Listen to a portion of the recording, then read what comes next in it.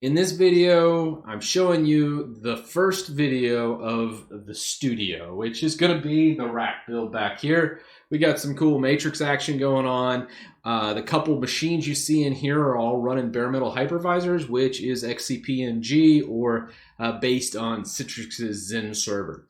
So I'm going to show you all the little tweaks I've done as far as loading it up from the ground up, because I've loaded up 44 U's except for there's probably 3 or so in there that I was going to utilize, but it turns out this is a pretty shallow rack. It actually only ends extending about 22 inches. And if you're not familiar with racks, most racks go up to 30 or so as far as depth goes, because many servers are about 24 inches in depth. So this is pretty shallow, meant more for audio equipment and things like that. But I'm utilizing for all of this, and it's going to be the new centerpiece in the background. So let's get into the actual build process. I'm going to do a time lapse here and show you how I loaded it up. Now, couple things to note here. I loaded the rack up from the ground up. Usually you put your heaviest equipment at the very base, which is usually your UPS. I have an amplifier powering up a whole bunch of speakers I have on the ceiling, and some other goodies that I've just kind of accumulated over the years. I've also had other people reach out to me and say, hey, here, have these servers and those types of things. Big shout out to my old work, Squire Tech, for actually giving me a lot of stuff, the rack, a couple computers, and some other things. As they were just trying to downsize and get rid of a lot of their bulk, they said, hey, this is all old stuff, you can have it. So almost everything you see here is repurposed and recycled. So with all that said, let's go ahead and jump into the time lapse, and I'll show you the build. Now remember, bottom to top when loading the rack, and then when I do my cable management, I typically go ahead, test everything out, and then when I flip to the back side of the rack, I go from the top down. When you go top down, it's a lot easier to do a lot of the cable management. You usually start with like your Ethernets, and you see how it'll all line up. Still not perfect. There's still a lot of things I'll change as far as like certain colors of cables. Some of the zip ties I'm not 100% happy with as far as where they ended up in the rack. But overall, this is a pretty clean build. Like I said, there's a couple things as far as what I still need to do. Coming from the wall, there's still some cable management that I will be doing. So I'll be looking for that in future videos. Don't pay attention to any of that. I still will do a lot of zip tying and cable management coming from the wall, but pretty much all the stuff in the rack is done. So let's get into the time lapse.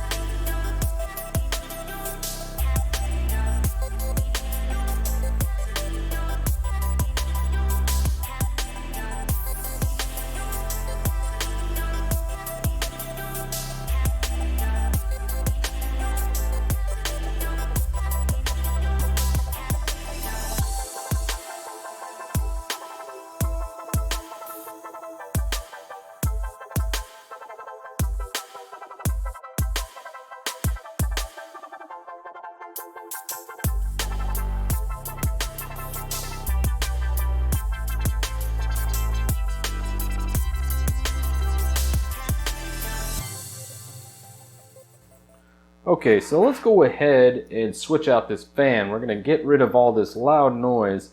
So I'm going to take off all these screws. God, that was ridiculous. It was literally 8 screws. Oh, all right. So then from here, you can actually see the fans actually coming in. Right here are the 20 mil fans. And one interesting note about a lot of these fans is, I'm going to pull these out real fast just to showcase how most server fans are actually set up. They're set up on 3-pin, which I don't know if you can see that or not, but 3-pin, 3 wires. They run almost at full capacity the entire time. So let's go ahead and remove the fans and replace it with a nice Noctua fan to give us that silent running. Alright, there we have our fans. Just some cheap, no-name brands. Or actually, Top Motor. That's actually a name brand. But anyways, these run really loud. They're really cheap. Let's switch that out with a nice Noctua fan. Now, the Noctua fan is not cheap. This thing right here, this itty-bitty fan, usually runs about 15 bucks. So, not a cheap solution. Obviously, that's why they don't include them in a lot of builds. But they're so quiet and they move a ton of air. So, I absolutely love them for that.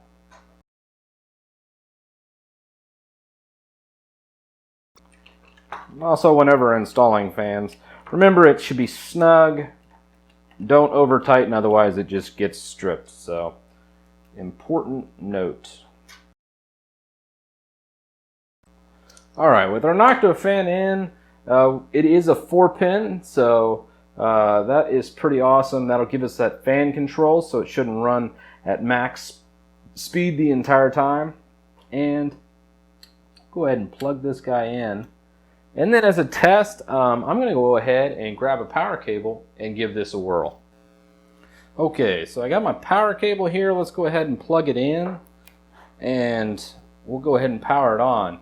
But what you're going to feel here is just like almost no sound whatsoever coming from that roar that we had when it came to the 2 stock fans. So this is meant for servers, so most times this doesn't matter how loud it is, but check this out. Initial spin up, it almost goes to max power and then slowly comes back. That's that 4-pin compared to the 3-pin. The 3-pin's always maxed out, running at max power, where the 4-pin here is just quiet as could be. And it has such good airflow. I mean, the Noctua fans have just fantastic airflow. That's why they're so darn expensive, but it is so worth the money. I love the silent, I love how reliable, and I just love everything about the fan itself. But other than that, this thing is ready to go. I'm going to go ahead and turn it off, put the lid back on, and then throw it in the rack over here, and we're done. But this is kind of what you would do in a server situation.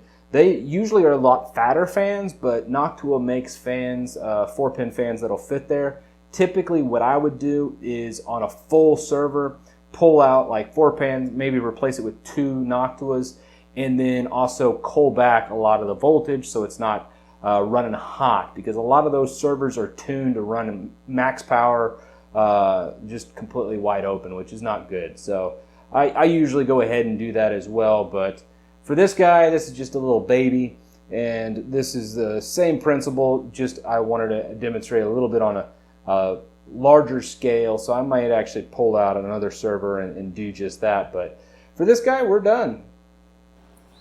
Okay, so to start from the bottom going up, very bottom's our UPS.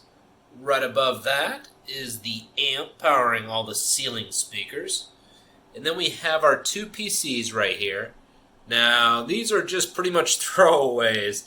Nothing to write home about as far as power goes. The one on the left is using an FX octa-core with an RX 580 and about 16 gigs of DDR3. The one on the right is using the new AMD integrated 2200 Raven Ridge. 8 gigs of memory, I believe, on that one. Coming up, right back there, I have HDMI splitter going into an AverMedia Gamer Pro just to capture everything coming from that PC into the streaming rig, which is on the left. The streaming rig is actually the orange one. Then we have basically a throwaway monitor. This is an old 4:3 ratio monitor with monitor mount for a rack. Now that monitor mount is the most expensive thing probably in here. That runs about $40, and I had to buy that brand new, so I didn't already have one. Check the description for links for the actual mount. I actually had to buy that, but the monitor itself, again, was just a throwaway. This is actually the KVM right there, the 10. You push these two together right here, and right over here, this is actually a pull-out monitor and keyboard. That was actually given to me. And then right here is what I did. There's actually a build and a separate video taking it from the standard PC, like you see the two down here, and putting it into a rack mount. This is actually my FreeNAS server. Not really happy with this build per se, but it serves its purpose, and it basically does all my hypervisor stuff, and also serves all the movies for Plex and everything. So another monitor and that. Now you're probably wondering what is powering both these monitors. Well, I did some kind of trickery up at the top here. Now this right here is two old i5s, about 3rd gen I believe. Again, these were given to me. I refurbed them, switched out the fans, and did some tweaks so they don't run loud, and they run pretty good. The top is a TP-Link, a gigabit switch. This one was actually pretty cheap as well. I think about 40-50 bucks. Again, I'll put a link in the description, but overall, a very, very sweet deal, and I wanted to kind of showcase that in the video as well, kind of taking a really loud mini server like these guys and kind of putting them down. Now, as far as cable management goes, you see the front side looks good. No visible cables at all.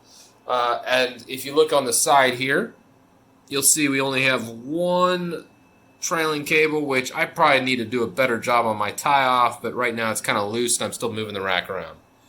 Let's look on the side here, and you'll notice that this guy is actually meant for about 7,000 watts of power. That's actually a 220 volt dedicated circuit that I could power pretty much anything I want in here. I obviously did not buy this for this purpose. I had it already back in the old days of mining and cryptocurrency. I had this guy almost at full capacity, or not full capacity, but I had a lot of wattage going through it. I think I got up to about 5,000 watts on that guy. But obviously right now, this isn't even pulling 1 amp of the 30 possible amps it can pull. So with that, let's spin around to the side here. I went ahead and tied just a standard 110 volt on the back side and went ahead and zip tied everything in.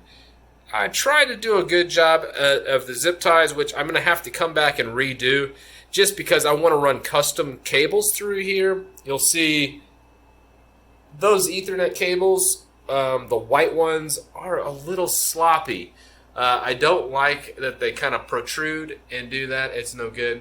That right now is the temperature in here. It says 78. I think this thing sucks and it's lying. It feels like 68 to me, but yeah. 50% humidity, so that's pretty darn good. As far as the backside here, still working on the wall. USB extensions and other things, which is coming from the top. If you look right here, this is actually a lot of the speakers are all bundled in this gray cable on the backside.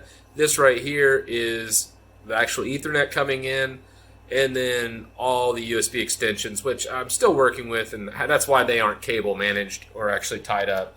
Overall, though, not too bad. Let me get a little closer here so you can see. Yeah, it's a little bit of a spaghetti string, but again, that's a lot of those USB 3 cables that I haven't zip tied up. As I get permanent solutions for these guys, I go ahead and zip tie all of them. So